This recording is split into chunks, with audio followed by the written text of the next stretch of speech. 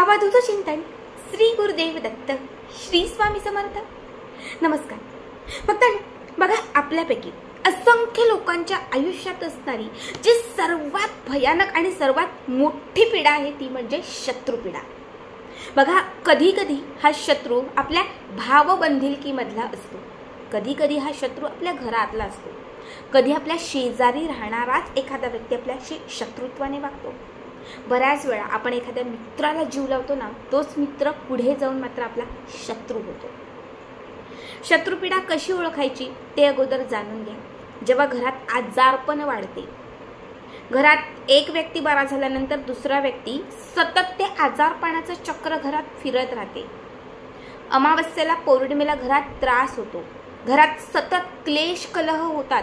म्हणजे अगोदर घरात शांती होती, सुख होतं, समाधान होतं, पण अशी एखादी वेळ येते की तिथून घरात अचानक क्लेश कलह वाढायला सुरुवात होतात। बऱ्याच वेळा आपल्या घरातील एखादा असा व्यक्ती असतो जो व्यक्ती सतत आजारी पडतो, त्या व्यक्तीला सतत अपघात होतात।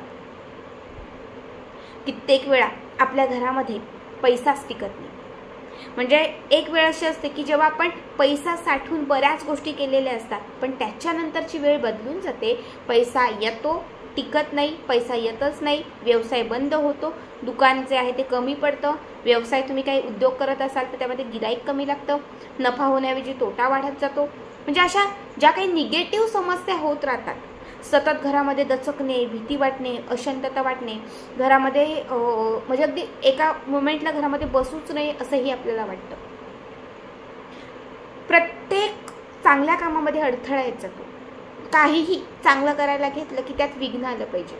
ह्या सगळ्या ज्या समस्या आहेत ना, हे शत्रुपीडेच्या आहेत। कधी हा शत्रू आपल्या घरातलाच असतो, कधी नात्यातला असतो, कधी आपल्या जवळचा असतो, तर कधी आपल्या लांबचा पण असतो।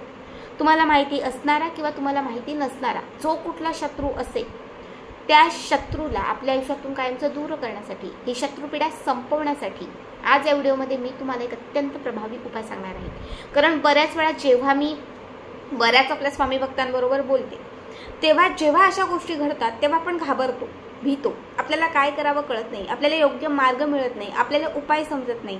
पण या सगळ्या गोष्टींवरती हा खास उपाय आहे, जो उपाय तुम्हाला कुठल्याही अमावस्येला किंवा कुठल्याही पौर्णिमेला करायचा आहे। बघा जेव्हा जेव्हा अशा गोष्टी घडतात तेव्हा ते एकदाच होतं असं नाही, त्या गोष्टी उतरण्यासाठी, त्या गोष्टी दूर होण्यासाठी, त्या गोष्टी निघून जाण्यासाठी 3 अमावस्या किंवा 3 पौर्णिमा तरी तुम्हाला चावू द्याव्या लागतात। म्हणून आता जो उपाय सांगणार आहे तो कुठल्याही अमावस्येला किंवा कुठल्याही पौर्णिमेला तुम्ही सुरू करू शकता। यासाठी तुम्हाला सगळ्यात पहिली गोष्ट लागणार आहे काळ्या रंगाचं कापड।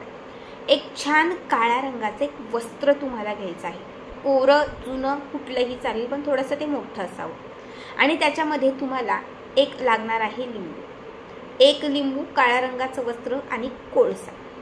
आता काय करायचं, अमावस्येला करत असाल किंवा पौर्णिमेला जरी करत असाल तर संध्याकाळी जेव्हा अंधार पडतो, उतरती वेळ असते, त्यावेळात हा उपाय करायचा।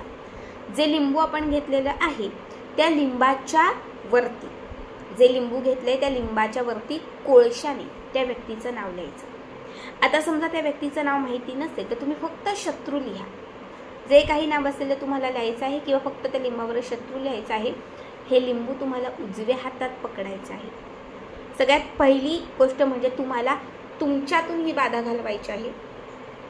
त्यामुळे तुम्हाला अँटी क्लॉकवाईज 7 वेळा उजवीकडून डावीकडे करा किंवा डावीकडून उजवीकडे करा, कुठूनही करा, फक्त 7 वेळा स्वतःवरून हे लिंबू ओवाळायचं। तुमचे पती आहेत, ज्यांच्या पाठी शत्रूचा त्रास खूप आहे, तर तुम्ही पतीवरून हे लिंबू ओवाळा। तुमची मुलं आहेत, ज्यांच्या अभ्यासाला काहीतरी कोणाची तरी नजर लागलेली आहे, तुमची मुलं व्यवसाय करतात पण धंदाच होत नाही, म्हणजे मुलांना कोणीतरी शत्रुत्व आहे, तर तुम्ही मुलांवरून हे लिंबू ओवाळू शकता। तुम्ही एकच लिंबू घरातल्या कितीही सदस्यांवरून ओवाळलं तरीही चालेल। आता हे लिंबू 7 वेळा प्रत्येक सदस्यावरून, जेवढ्यांना गरज आहे त्यांच्यावरून ओवाळून घ्यायची।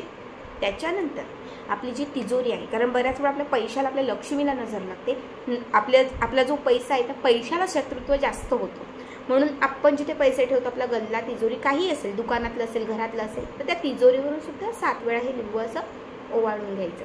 ठीक आहे। यानंतर हे लिंबू घराच्या बाहेर घेऊन जायचं, जे आपलं मुख्य प्रवेशद्वार आहे, आपला जो दरवाजा आहे त्या दरवाजावरून हे लिंबू 7 वेळा ओवाळायचं। त्यानंतर पुन्हा घराच्या आत यायचं. दरवाजावरून, प्रत्येक सदस्यावरून, तिजोरीवरून म्हणजे लक्ष्मीवरून ओवाळलं, स्वतःवरून ओवाळलं की हे जे लिंबू आहे हे लिंबू त्या काळ्या रंगाच्या कापडात ठेवायचं. काळ्या रंगाच्या कापडाला गाठ मारायची. काळ्या रंगाच्या कापडात हे जे लिंबू आहे हे लिंबू तुम्हाला व्यवस्थित बांधायचं आहे. आणि ही जी तयार केलेली लिंबाची पोटली आहे ही त्या अमावस्येपासून किंवा पौर्णिमेपासून आता अमावस्येला केलं तर पुढच्या अमावस्येपर्यंत हे लिंबू त्या काळ्या रंगाच्या कापडात बांधून तुम्हाला तुमच्या सोबत ठेवायचं आहे. पौर्णिमेला केलं तर या पौर्णिमेपासून पुढच्या पौर्णिमेपर्यंत हे लिंबू तुम्हाला त्या कापडात बांधून आपल्या सोबत ठेवायचं आहे. तुम्ही जिथे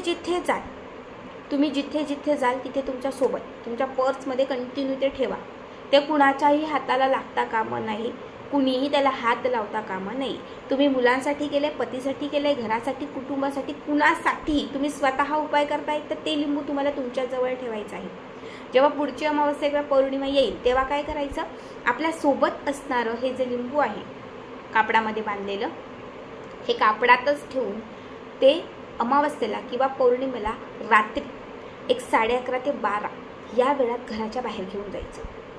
आपल्या घराच्या बाहेर घेऊन जायचं. जिथे 3 रस्ते एकत्र येतात त्या ठिकाणी जा. समजा 3 रस्ते एकत्र येतील असं काही ठिकाण नसेल तर मग कुठेही एखाद्या मोकळ्या जागेत ते घेऊन जा आणि एक दगड घ्या. त्या दगडाने या लिंबाच्या वरती जोराजोराने मारा. म्हणजे हे जे लिंबू आहे त्यातून रस आला पाहिजे बाहेर. हे लिंबू जे आहे त्यातून रस आला पाहिजे अशा पद्धतीने तुम्हाला खलबत्तं असेल, काहीही मोठं दगड असेल, काहीही चालेल, त्याने तुम्हाला पूर्ण ते लिंबू जे आहे ना ते दाबायचं आहे, कुटायचं आहे तुम्हाला. आणि त्याच्यानंतर हे जे लिंबू आहे ते तुम्हाला तिथेच सोडायचं आहे, तिथेच टाकायचं आहे आणि घरी यायचं आहे. बघा, हा उपाय जर तुम्ही करत असाल तर तुम्ही 1 अमावस्या करा, 2 अमावस्या करा किंवा 3 अमावस्या करा. पुन्हा दुसऱ्या अमावस्येला दुसरं लिंबू घेऊन सेम या पद्धतीने ते स्वतःच्या सोबत ठेवा. कमीत कमी 3 अमावस्या हा उपाय तुम्ही केला ना तुमच्या आयुष्यात कधीच तुम्हाला शत्रूचा त्रास होणार नाही. आता हा उपाय केल्यानंतर त्या शत्रूला काहीतरी जीवितहानी होईल किंवा अजून काही असं काहीच नाही. फक्त त्याच्या डोक्यात असणारे तुमचे जे वाईट विचार, नकारात्मक विचार आहेत ते निघून जातील. तुम्हाला जो त्रास त्याच्याकडनं होत होता तो कमी होईल. खूप साधा, खूप सोपा उपाय आहे.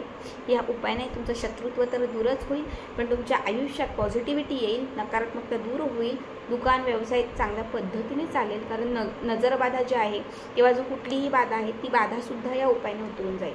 खूप साधा सोपा उपाय आहे, नक्की करा. आणि आजचा व्हिडिओ कसा वाटला कमेंट करा. श्री स्वामी समर्थ. जय जय स्वामी समर्थ.